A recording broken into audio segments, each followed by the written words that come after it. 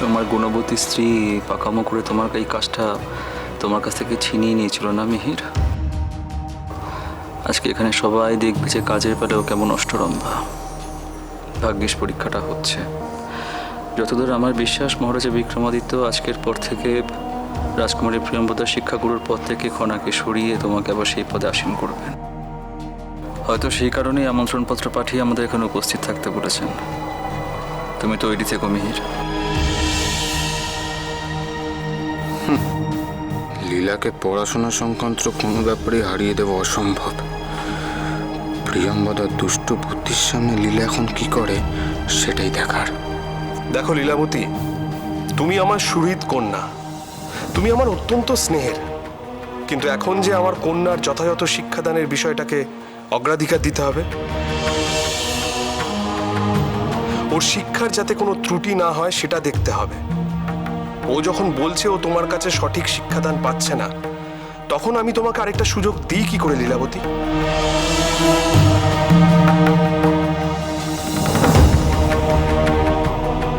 আবার তার উপর যদি গুরুমা চোর হয়, তাহলে তো তাকে আমার ঘরে ঢুকতে দেওয়াই উচিত নয়, তাই না বাবা?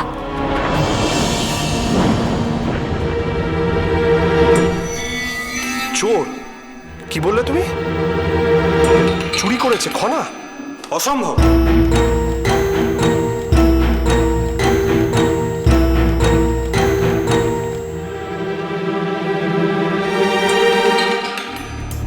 হ্যাঁ হ্যাঁ, খনা চোর।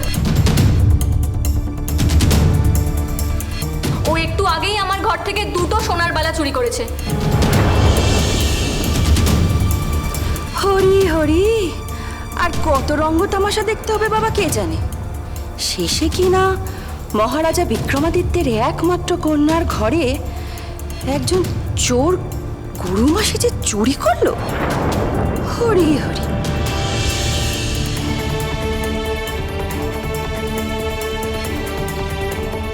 লীলা এসব কথার কোনো প্রতিবাদ করছে না। প্রিয়ম্বদার দেওয়া এত বড় অপবাদও চুপচাপ মেনে নেবে নাকি? তুমি কি বলছো তা নিশ্চয়ই জানো প্রিয়ঙ্বদা। জানি জানি, খুব জানি। আমার বাবার দেওয়া জন্মদিনের উপহার ওই সোনার বালা দুটো তুমিই চুরি করেছো, আমি নিজের চোখে দেখেছি। নিশ্চয়ই তোমার কিছু ভুল হচ্ছে রাজকুমারী। আমার কিচ্ছু ভুল হচ্ছে না। আমার গয়না দেখে লোভে তোমার যে চোখ চকচক করছিল, তা আমি লক্ষ্য করিনি ভেবেছো? আমার বালা দুটো তুমিই সরিয়েছো, আমি দেখেছি। আর ওই বালাগুলো নিয়ে তোমার আঁচলে বেঁধে রেখেছো।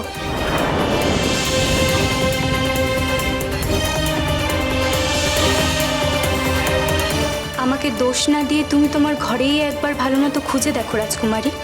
তোমার এত গয়না, গয়নার ভিড়ে হয়তো বালা দুটোও আছে নিশ্চয়ই। মোটেই না, আমি এক্ষুনি সব গয়নাগুলো গুছিয়ে রেখে এসেছি। বালাগুলোও গুনে দেখেছি, ঠিক দুটো বালা কম আছে। গুনে দেখেছো? কি করে? কেন, তুমিই তো শিখিয়েছো। এই বলছো আমি নাকি চুরি করেছি, আবার বলছো কি সব শিখিয়েছি। তুমি কি বলতে চাও একটু স্পষ্ট করে সবাইকে বলো তো। আরে বাবা, প্রত্যেক বছর বাবা আমাকে 3 জোড়া করে বালা উপহার দেয়। 1 জোড়া মানে তো দুটো, তাহলে 3 জোড়া মানে 2, 2 4, 2 6, 6টা বালা। আমার 13 বছর বয়সের পর থেকে প্রত্যেক বছর আমি এই উপহার পাচ্ছি, এই বছরও পেয়েছি। তাহলে 14, 15, 16, 17, 18, এই 5 বছর। 5 বছরে প্রত্যেকটা বছর 6টা করে বালা, তার মানে 5, 6 মোট 30টা বালা।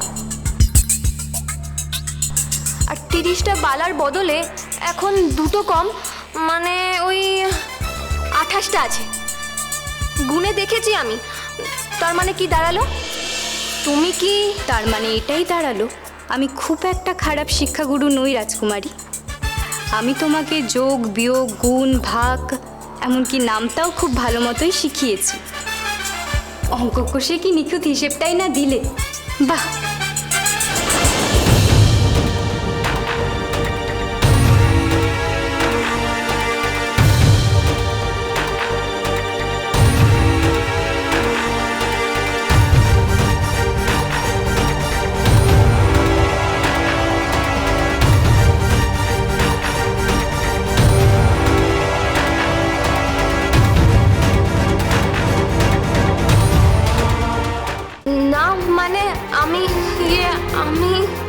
মহারাজ, আপনি যতটা আশা করেছিলেন রাজকুমারীর শিক্ষা গ্রহণ ততটা অগ্রসর না হলেও কিন্তু আপনি আমাকে আরেকটু সুযোগ দিলে ওর আরও উন্নতি হওয়ার সম্ভাবনা আছে।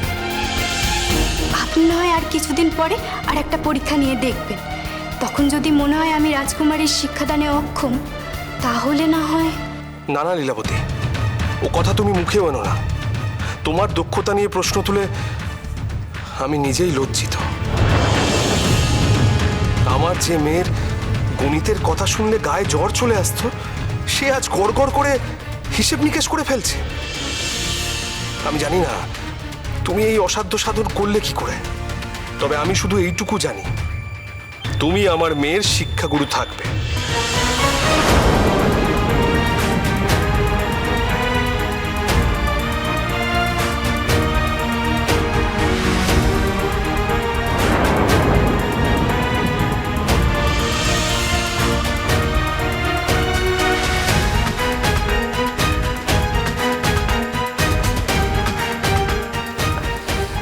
হে তোমার কেমন বিচার বাবা?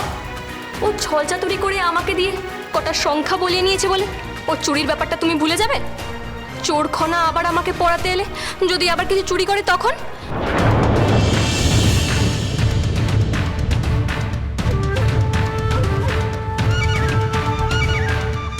লীলাবতী, ও যা বলছে তার মানে কি তুমি সত্যি? নইলে কি আমি মিথ্যে বলছি নাকি? যে অন্যের জিনিসের ওপর নিজের লোভ সামলাতে পারে না, সে কিনা আমাকে সামলাবে? আমি সারা জীবন গণ্ডমূর্খ হয়ে থেকে যাব তাও সই, কিন্তু এইরকম চোরের শিষ্যা কখনো হব না। ঠিক বলেছ, একদম উচিত নয়। অন্যের জিনিসের ওপর লোভ দেওয়া মহা পাপ।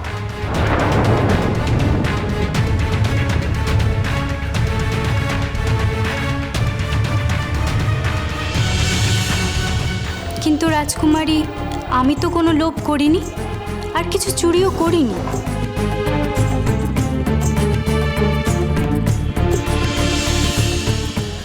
তাহা মিথ্যে কথা।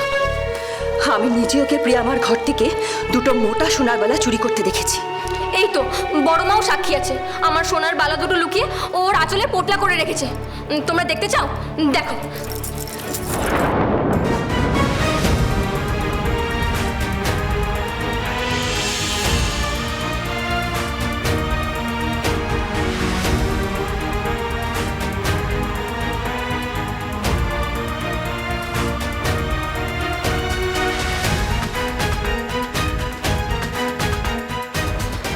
কোথায় গেল? কি করে এমন হতে পারে? আমরা যে দেখলাম। তুমি আর দিদি ঠাকুরন একদম ঠিক দেখেছো রাজকুমারী। আমি তো কাজটা তোমাদেরকে দেখিয়ে দেখিয়েই করলাম। হ্যাঁ, আমি সত্যিই বালা দুটো সরিয়েছিলাম। আমার এই আঁচলে তোমাদেরকে দেখিয়ে দেখিয়ে তো তা বেঁধে রাখলাম। শুনলে বাবা, শুনলে? আমার সোনার বালা দুটো ওই চুরি করেছে। না, আমি চুরি করিনি। তোমার ঘর থেকে বেরিয়ে আমি বালা দুটো মহারানীমাকে দিয়ে দিয়েছিলাম যত্ন করে রাখার জন্য। সম্ভবত এখন এটা ওনার কাছেই আছে।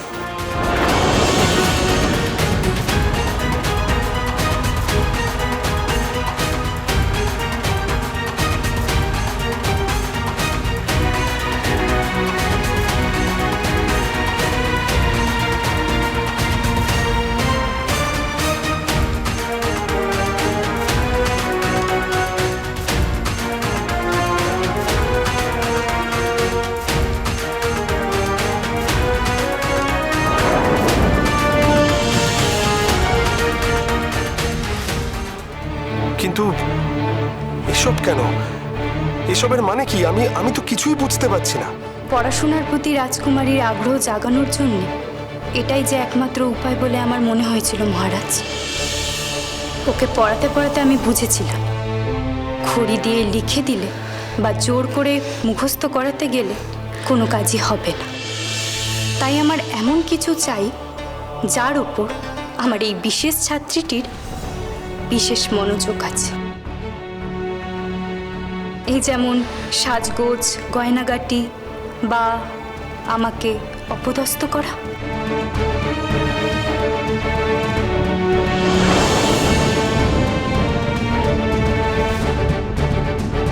আমি চেয়েছিলাম মহারাজ রাজকুমারী ভাবুক তার স্বাদের সোনার বালা দুটো চুরি গেছে, আর তা ভেবেই সে নিজেই নিজের গয়নার হিসেব রাখুক, আর এমন ভেবে নিজেই নিজের গয়নার হিসাব করুক। আমাকে চোর প্রমাণ করতে গেলে তো কটা বালা চুরি গেছে, কটা বালা অবশিষ্ট আছে, অঙ্ক কষে তার হিসেব আপনাকে দিতে হবে। সেটাও নির্ভুলভাবে হিসাব করে দিতে পারবে বলেই আমার বিশ্বাস ছিল। দেখুন, আমার বিশ্বাস জিতেছে। নির্ভুল হিসেব করে আমার ছাত্রী তো আজকের পরীক্ষায় উত্তীর্ণ হয়েছে, আর শিক্ষাগুরু হিসেবে আমার মানও রেখেছে। খনার কাহিনী সোম থেকে শনি সন্ধে 7:30টায় আকাশ 8 ও প্ল্যাটফর্ম 8-এ।